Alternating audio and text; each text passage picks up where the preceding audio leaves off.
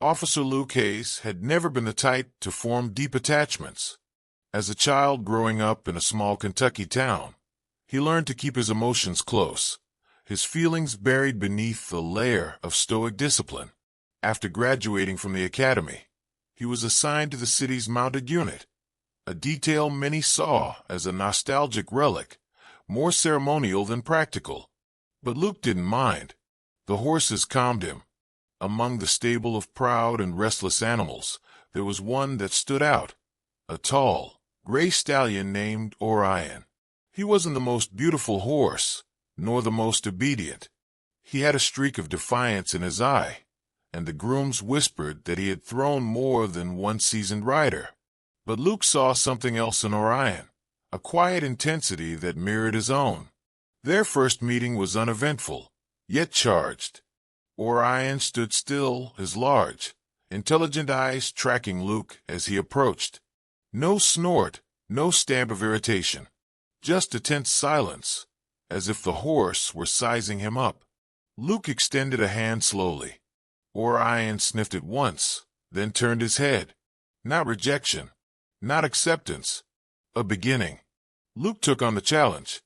Day by day, he worked with Orion, grooming, leading, riding, speaking to him in calm tones. There were setbacks. Orion spooked at sudden noises. He refused to obey commands when he felt like it. But through bruises and stubbornness, something began to form between them. A fragile understanding, a bond of trust. Mounted patrol was unlike any other duty. The streets responded differently to an officer on horseback. People noticed. Children waved. Some gave respect, others mocked. But Luke and Orion became a fixture in the old neighborhoods.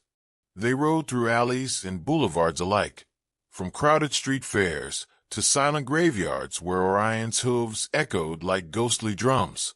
One evening, just as the sun dipped below the skyline, casting long golden fingers through the buildings, Luke and Orion were dispatched to a disturbance in the downtown plaza. A small protest had grown heated. As they approached, Luke could hear raised voices and the distant wail of sirens. The crowd was tense. Police in riot gear formed a wall. Protesters chanted, some jeering, some angry. Into this chaos stepped Luke and Orion, not to intimidate, but to observe, to be present, to keep the peace. Orion didn't flinch. He stood like a statue, his ears flicking at the noise, his breath steady. Luke felt a surge of pride. In this moment, they were not man and beast, not officer and mount, but a single presence, calm amid the storm. A bottle flew from the crowd. It arced high and came crashing down near Orion's hooves. The stallion reared, neighing loud and shrill, front legs pawing the air. Luke gripped tight, pulling the reins, speaking sharply. For a moment, time stretched, every eye turning to the duo. Then Orion calmed. Slowly, his front legs touched down. His breathing slowed. Luke's voice was quiet but firm, and Orion responded. The crowd shifted. Some stepped back. Others stared in awe. The moment diffused, the energy softened. Later, back at the stable, Luke rubbed Orion's neck and whispered, "You did good, partner." The stallion nickered softly, nudging his shoulder. Neither of them knew then that this was only the beginning, that what lay ahead would test them both in ways they couldn't imagine. It was a gray Wednesday morning when the call came in. A string of burglaries had plagued the Lower East Side for weeks, and now a new report. An attempted break-in near the waterfront, the suspect still potentially in the area. Luke swung into Orion's saddle and clicked his tongue. The stallion responded with a brisk trot, the heavy thud of hooves echoing through narrow streets. They arrived at the scene, a cluster of low warehouses, their brick walls coated in grime, rusted metal doors hanging slightly ajar. Officers canvassed the area, but the suspect had vanished like smoke. Luke guided Orion between the buildings, eyes scanning for clues. That's when Orion stopped. His ears pointed forward, nostrils flaring. Luke followed the horse's gaze to a half-collapsed fence. Beyond it, a shadow darted between crates. Luke dismounted quickly, drawing his weapon but keeping it lowered. "Stay," he told Orion, knowing the stallion understood more than most would believe. The chase was short. Luke cornered the figure behind a dumpster. It was a teenager, skinny, shaking, and scared. His clothes were torn, and his eyes darted around like a trapped animal's. No weapon, just desperation. "Don't move," Luke said, his voice calm. "You're not in trouble if you don't run. Let's talk." The kid blinked. He didn't move. Luke holstered his weapon slowly. Orion, sensing the shift, approached on his own. His head peeked around the corner, enormous and calm. The boy flinched, then stared. Something in Orion's presence, his size, his grace, his gentleness, made the boy sag, the panic draining from his face. "Is that your horse?" the boy asked quietly. "He's my partner," Luke said. The kid nodded slowly. "He looks like he'd never leave you." "He wouldn't." A long silence. Then the boy muttered, "I didn't mean to steal. I was just hungry." Luke sighed, stepping forward. "Let's get you some help." Later that day, back at the precinct, paperwork in hand, Luke looked across the stable at Orion. The stallion munched hay lazily, tail flicking. "You found him before I did," Luke murmured. "You've got a nose for more than trouble." Orion raised his head as if in agreement. But trouble was coming, bigger than they'd yet seen. And it was headed straight for them. The call came in just after dusk, a warehouse blaze erupting near the east docks. Suspicious origins. Luke felt the hairs rise on the back of his neck. He tightened Orion's cinch and mounted up, his breath fogging in the cooling air. The wind carried the acrid scent of smoke even before they turned onto Fifth Avenue. When they arrived, the fire was already devouring the upper floors. Orange and crimson licked the night sky like a beast unleashed. Crowds had gathered despite the barricades. Fire engines roared, hoses writhed like serpents, and police worked to hold the line. Luke spotted Captain Reyes waving him over. "We've got 2 firemen trapped on the 2nd floor. Structural collapse is imminent. We need to keep the perimeter absolutely locked down, no one in or out." Luke nodded grimly. Orion snorted, unsettled by the chaos. "Easy, boy," Luke murmured, running a hand along the stallion's flank. "We've got this." They patrolled the outer line of the crowd. People were shouting, some crying. But through the tension, a sudden cry pierced the air. "My son." He ran in there. He thought our dog was still inside. A woman pushed through the line, frantic, dragging an officer behind her. Luke turned. "Where?"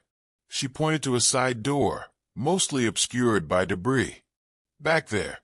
He's 10. He wouldn't listen to me." Reyes swore under her breath. "Luke, don't you?"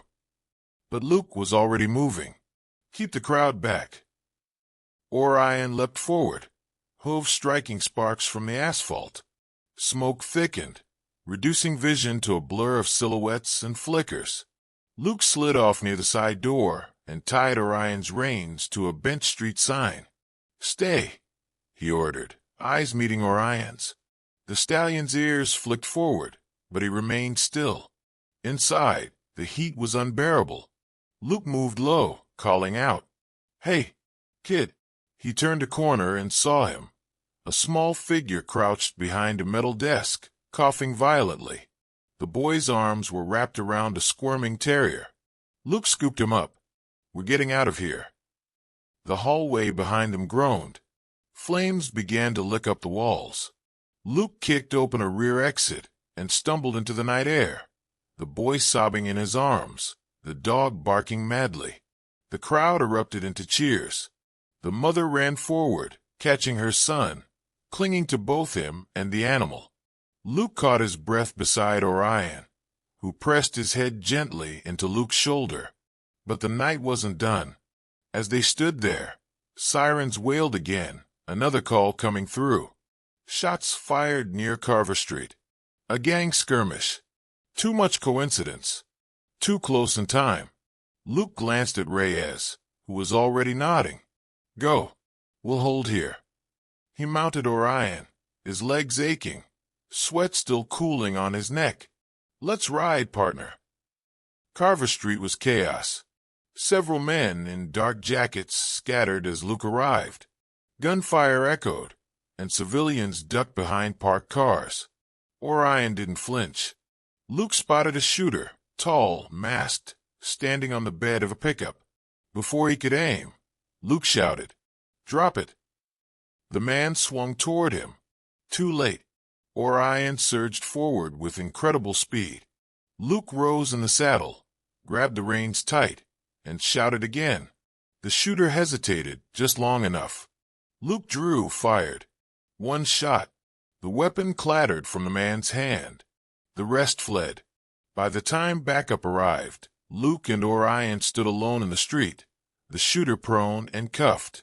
You saved lives today. Luke whispered into Orion's mane. Twice. The stallion simply blinked, eyes calm, breathing even. A pillar of strength. But the next day, when Luke returned to the precinct, a file was waiting on his desk, photos, surveillance images, and a note. You're interfering. Back off. Or the horse gets it. Luke froze. A chill ran through his spine. The war had begun. Luke sat in the break room long after his shift ended, staring at the note again. The photos were grainy, but they were unmistakable. Shots of Orion in the stable yard, of Luke brushing his mane, of the two of them riding through the city. Someone had been following them for days. He folded the file and slipped it into his jacket. Whoever this was, they weren't bluffing. This wasn't about street crime anymore. It was personal.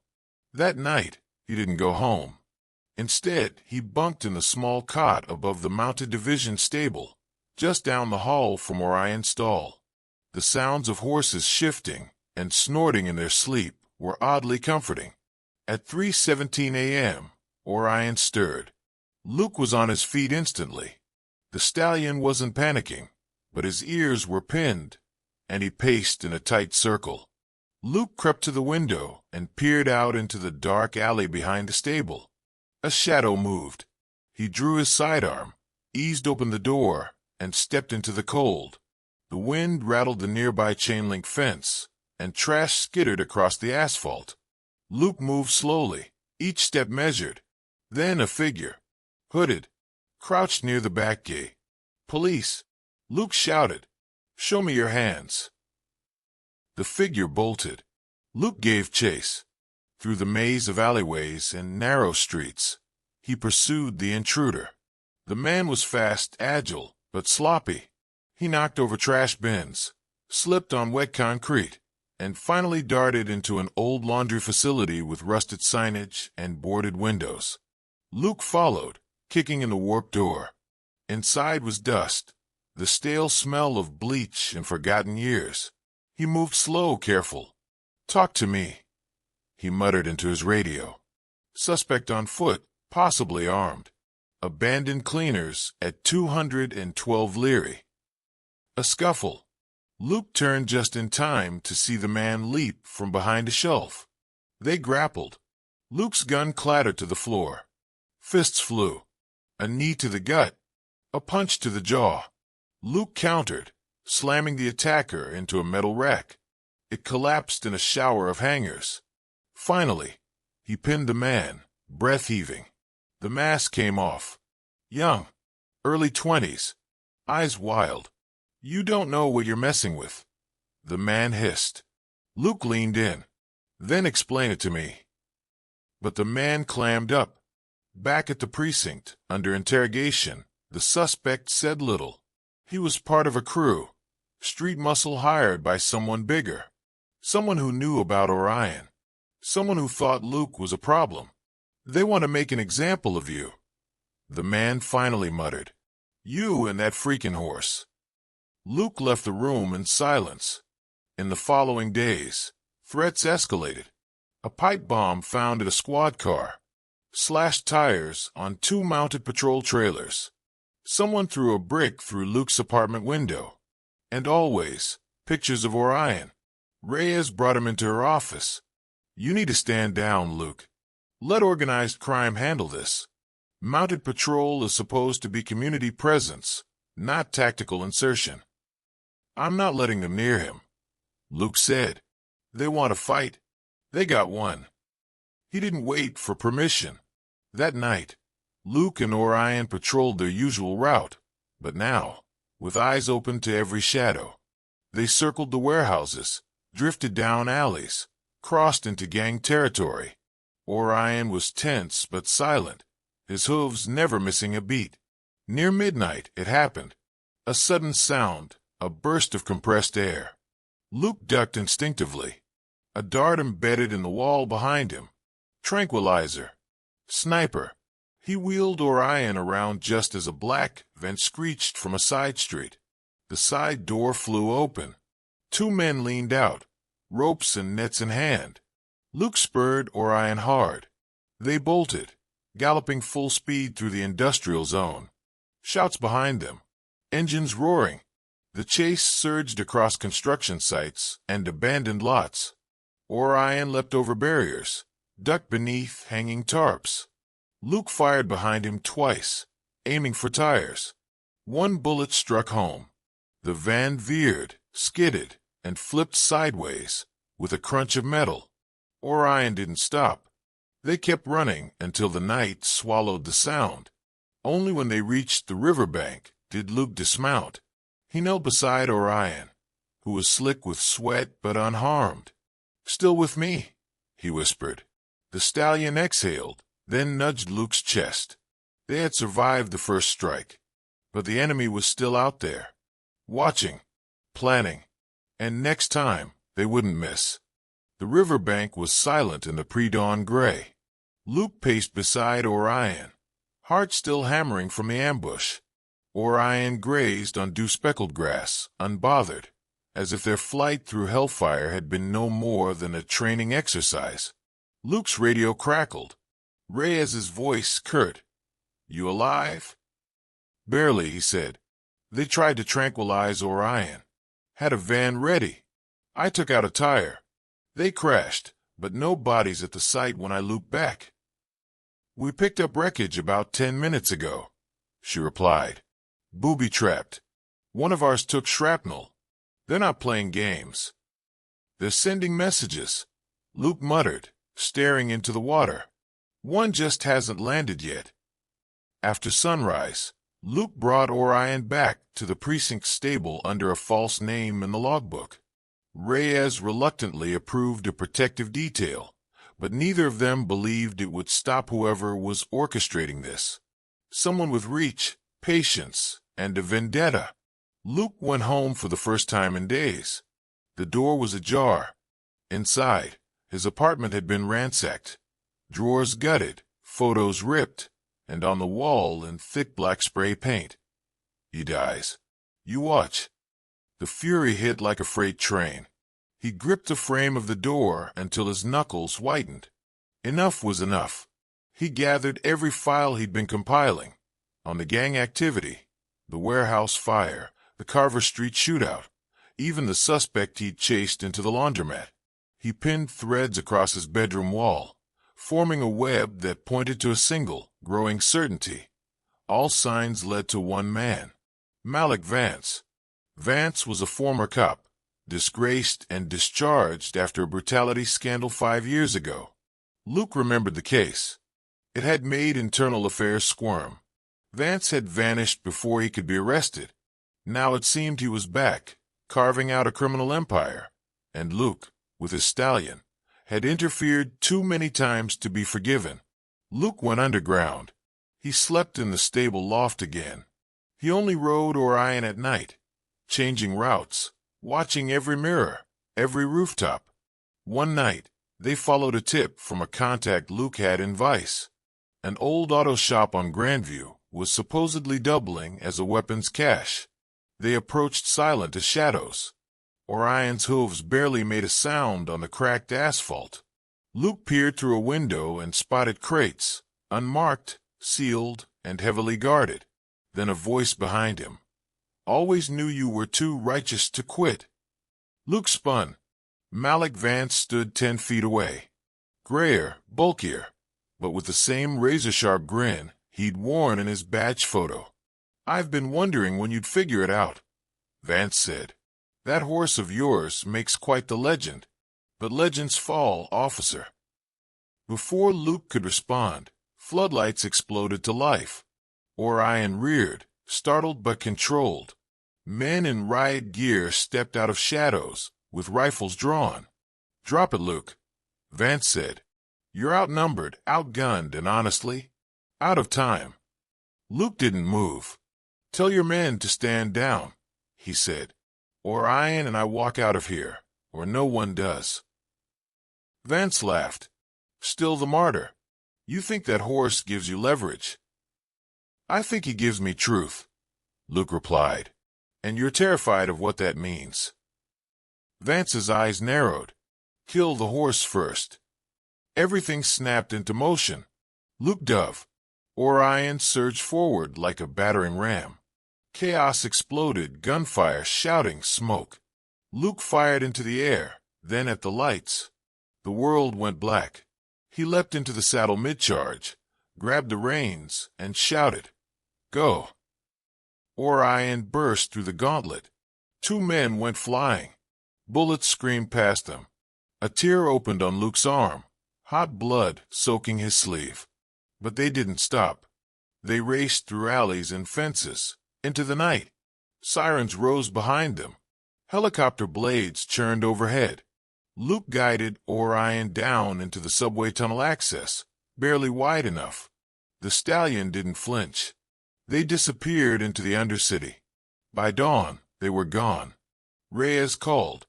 Tell me you're alive. We're ghosts, Luke said, but we're not done. He hung up, stroking Orion's mane in the dim tunnel light.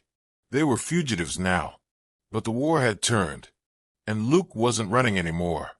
The tunnels beneath the city were colder than Luke expected. Ancient infrastructure, long-abandoned maintenance corridors, and forgotten train lines wound beneath the streets like arteries beneath skin. Orion moved steadily despite the tight quarters, his breathing even and ears swiveling. Luke kept one hand on the reins and the other on his flashlight, sweeping the beam across the path ahead. He'd memorized a map Reyes once showed him in passing, an old transit blueprint long retired from use. The underground was a relic from the early 1900s, filled with sealed-off stations and unrecorded exits. They needed to disappear. These tunnels were their best chance. At a junction between lines, Luke made camp in a side alcove beside a crumbled platform. He laid a blanket for Orion, who settled with the serenity of a warhorse that had seen it all. Luke ate from a ration bar, chewing in silence. His phone buzzed with an encrypted message. They're sweeping the city. Your name's on every scanner. Vance has people in uniforms. Luke crushed the phone in his hand, plastic and circuitry cracking like brittle bone. He stared into the dark, mind racing. If Vance had leverage in the police department, then no one was safe. Not Reyes, not the precinct, not the mounted patrol. Vance wasn't just trying to silence him.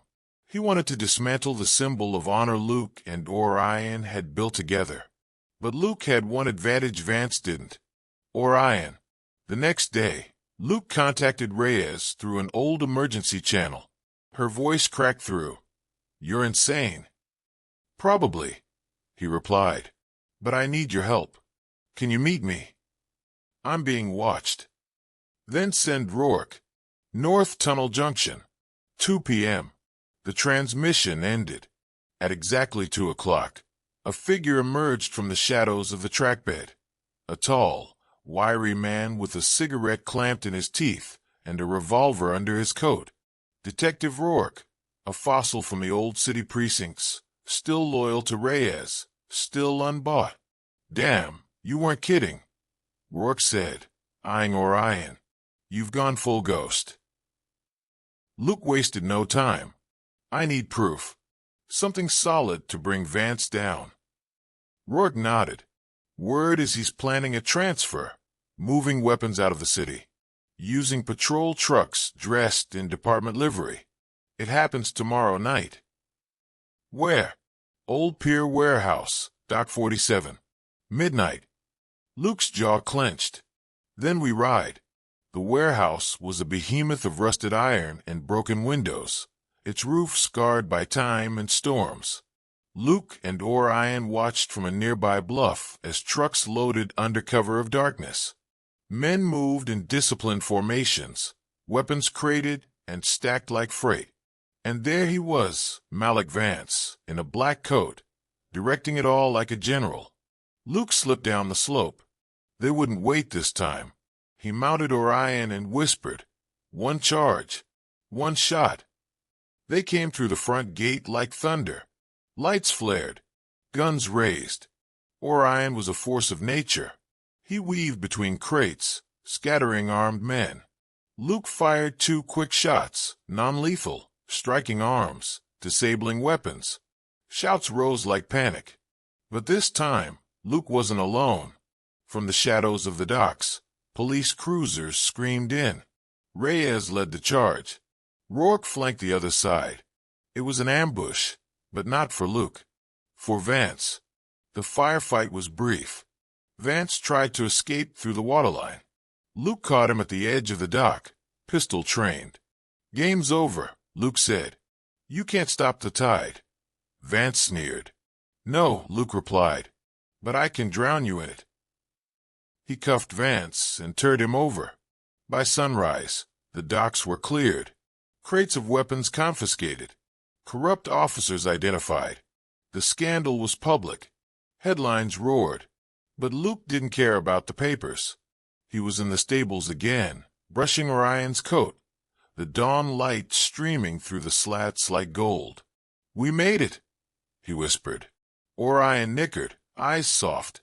But deep in Luke's gut, he knew this wasn't the end. Just a battle won. And the war for the soul of the city had only begun. The fallout hit like a meteor. Within 48 hours, headlines plastered every news terminal. Disgraced ex-cop Malik Vance busted in gun-running sting. Photos of Luke atop Orion mid-charge graced the front pages, accompanied by grainy footage leaked from a drone that captured their daring raid. The public roared, part awe, part fury. But inside the department, the silence was thick and dangerous. Reyes called Luke into a hidden safe house the department maintained for witness protection. She stood by the window, hands behind her back. "You've made enemies," she said. "Had those already," Luke replied. "Now they're just exposed." She turned to face him. "And allies. There's a movement forming. Officers who want a clean house. They're asking questions about Vance, about who covered for him." Luke folded his arms. "Good.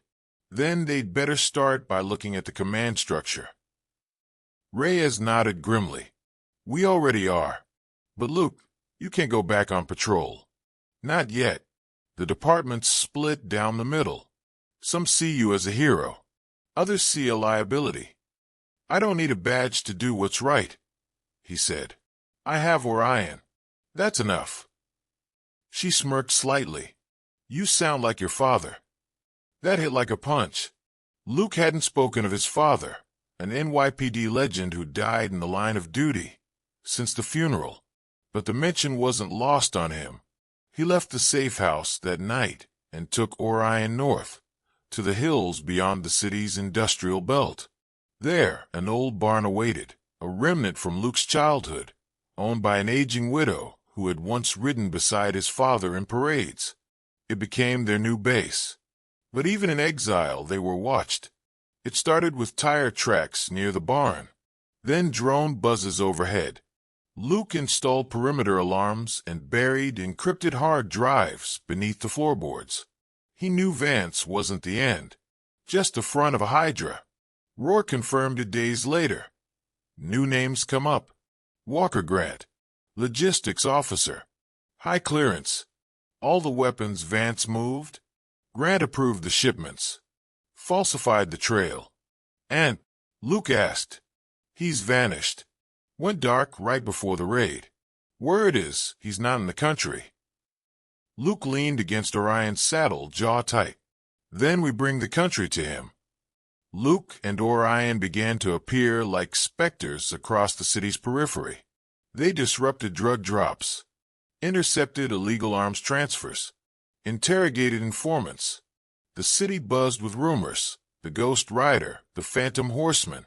No one could pin down their location or timing, but their message was clear. Justice didn't need permission. In the inner circles of power, meetings turned secretive. Councilmen whispered. Police brass resigned quietly. Civilian complaints dropped off as gang activity dipped. But it wasn't sustainable. Luke knew it. Orion knew it. The next strike would come harder. It came on a rainy Thursday. Luke returned to the barn to find the door broken, the inside torched, the floorboards torn up, his hard drives gone. A message scrawled on the stable wall in charcoal. No more shadows. We're coming. That night, he stood beside Orion in the ashes. Time to end this, he said quietly. Reyes responded to his message immediately. What do you have in mind? An expose. Full release. Names, operations, testimony. I'm going public. You'll be a target. I already am. She paused. And Orion. Luke looked at the stallion, who stood tall despite the soot and wreckage. He rides beside me. The plan was simple. Rourke had secured a contact with a trusted news network. Reyes had arranged protection, including a decoy convoy. Luke would deliver everything in person, every file, every piece of evidence, live on national broadcast.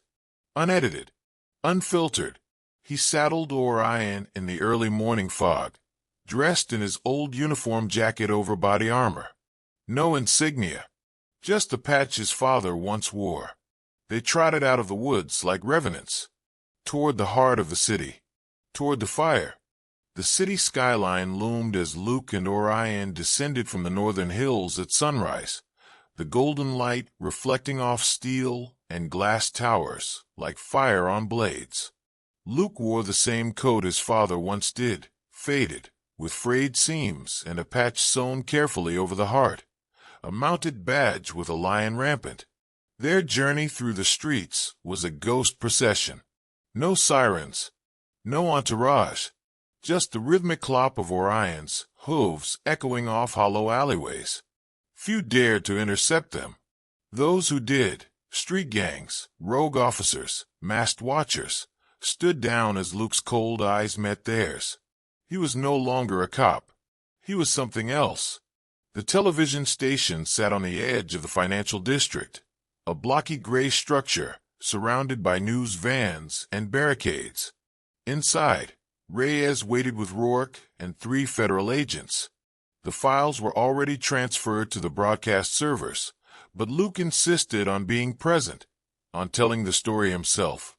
The studio lights were blinding, the air hot. Luke sat on the interview stage across from an anchor known for her fearless reporting, Anya Delgado. "You ready?" she asked softly. He nodded once. 3, 2, 1. They were live. Luke didn't flinch. He looked straight into the camera. "My name is Luke Granger. I served 10 years with the mounted patrol of this city. And this is the truth they didn't want you to know." He told them everything. The corruption, the arms, the betrayal, Vance, Grant, the cover-ups, the threats. He presented evidence live, documents, photos, whistleblower statements. As he spoke, the screen behind him flashed with damning slides. Anya sat silent, stunned. Even Reyes, watching from the control room, blinked hard as Luke described the final raid. "And I wasn't alone," Luke finished. "I had a partner, not just in the field, but in spirit. A horse named Orion, loyal when men failed, brave when guns fired. We fought for this city together, and we're not done." The broadcast ended with Luke standing beside Orion outside the studio, a live camera drone orbiting them as crowds gathered behind cordons. Some people cheered. Some wept.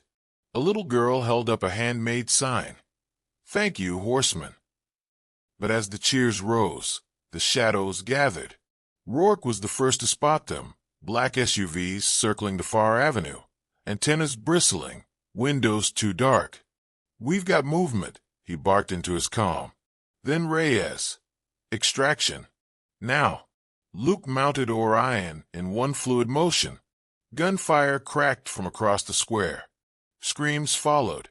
"Go!" Reyes shouted, drawing her weapon and returning fire as the feds shielded the reporters. Luke leaned forward.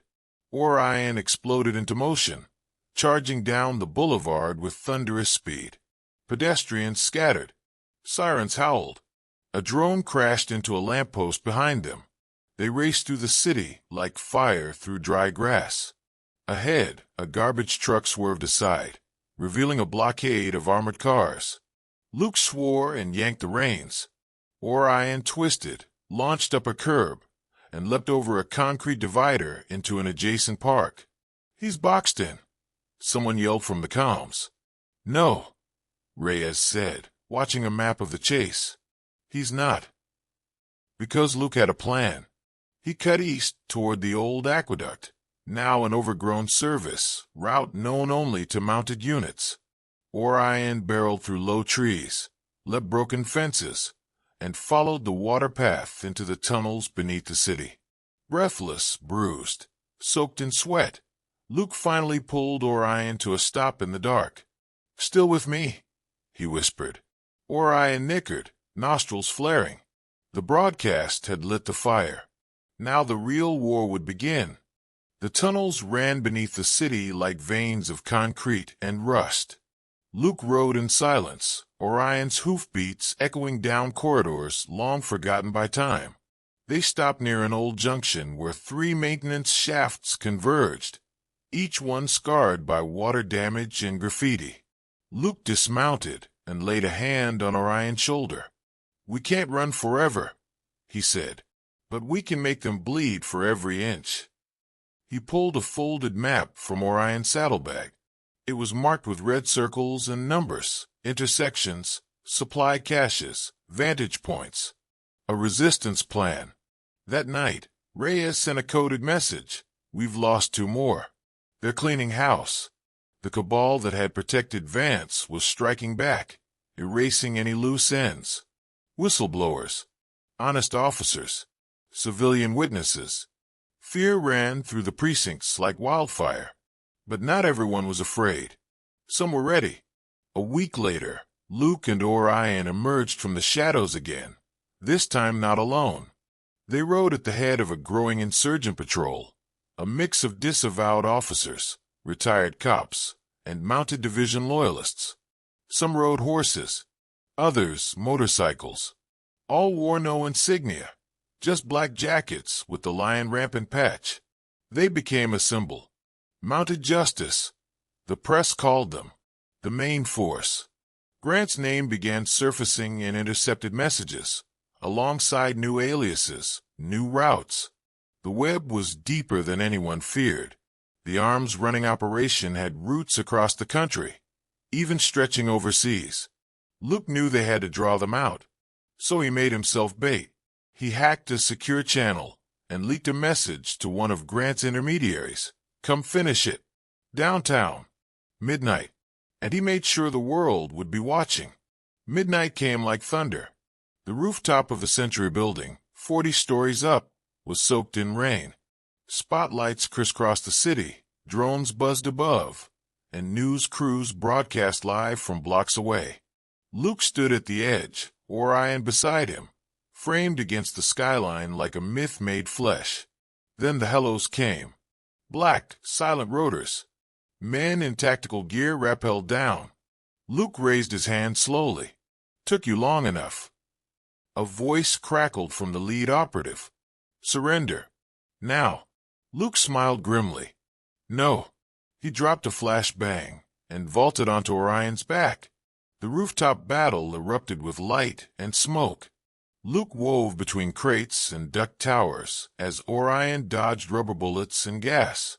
He tossed tear gas grenades into the enemy formation and galloped to the west edge, where a scaffold led down to a fire escape. They descended like thunder, hooves clanging steel. Reyes and her team were waiting at the bottom, covering the escape with ARs and riot shields. "Go," she barked. "We'll hold them." Luke didn't argue. He and Orion raced through alleyways, cutting south toward the river. A freighter was waiting there, commandeered by Rourke and the main force. Luke leapt from the dock to the deck. Orion followed without hesitation. Behind them, the city howled with sirens and searchlights. But Luke stared ahead. "We're not done," he whispered. "We're just getting started." As the freighter moved out into the black water, the skyline faded. But Luke's fire had only just begun to burn. The sea wind whipped across the deck of the freighter as it churned through open waters. Luke stood at the bow, Orion tethered beside him, both figures unmoving as the distant city lights faded behind them. The mission was no longer about justice for a few. It had become a fight for the soul of the nation. The freighter docked in Charleston 2 nights later. Waiting there, an underground coalition of investigators, federal agents, and former journalists who had gone dark years ago. With Reyes' help, Luke's files had gone viral. Protests ignited in major cities. Officers walked out in solidarity. And still, the top brass denied everything. That would end tonight. Through encrypted leaks and digital breadcrumbs, Luke and Rourke tracked Grant to a private island off the Carolina coast. A fortress masquerading as a luxury retreat. Heavily guarded, off-grid, but not unreachable. The main force rallied. 6 horses, 10 bikes, a tactical drone team provided by a rogue tech ally. Under cover of a storm, they landed by skiff on the island's western beach. Luke rode Orion into the trees, their hooves muffled by wet earth. They moved like wraiths through pine and stone. A flash of lightning revealed the manor. Windows glowed. Armed guards patrolled the perimeter. Inside, Grant celebrated.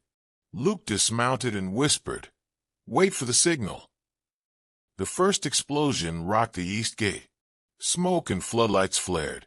As defenders scrambled, the main force struck from the south. Luke burst through the rear garden with Orion at full gallop, tearing through hedges and crashing into the dining hall in a spray of glass and fury. Grant stood frozen, drink in hand. Luke drew his weapon. End of the road. Grant smirked. "You won't shoot. You still think there's a system to return to." Luke lowered the gun slightly. "You're right." Then he turned and fired, not at Grant, but at the grand chandelier above. It crashed down in a roar of glass and flame. In the chaos, Orion reared. Luke leapt from the saddle, tackled Grant, and cuffed him with a pair marked NYPD. Sirens grew in the distance. Reyes had called in reinforcements, one she could finally trust. The remaining guards surrendered. The war was over. Weeks passed. Grant was tried in a public court. The trial exposed everything. The arms trade, the corruption, the network that had operated for over a decade. Dozens resigned. Some were arrested. Others vanished. The main force disbanded quietly. Most returned to their lives. Some joined official reform efforts. Others faded into myth. But Luke and Orion? They remained together. One morning, as spring bloomed in Central Park, Luke sat atop Orion, watching a new class of mounted cadets train beneath the cherry blossoms. Reyes approached from behind. "You ever think about coming back?" Luke smiled. "I never left." She handed him a new badge. Fresh, silver, etched with a lion rampant. "You earned it," she said. Luke took it, fastened it to his coat, and rode forward as Orion neighed proudly. Steel and main. Justice reborn.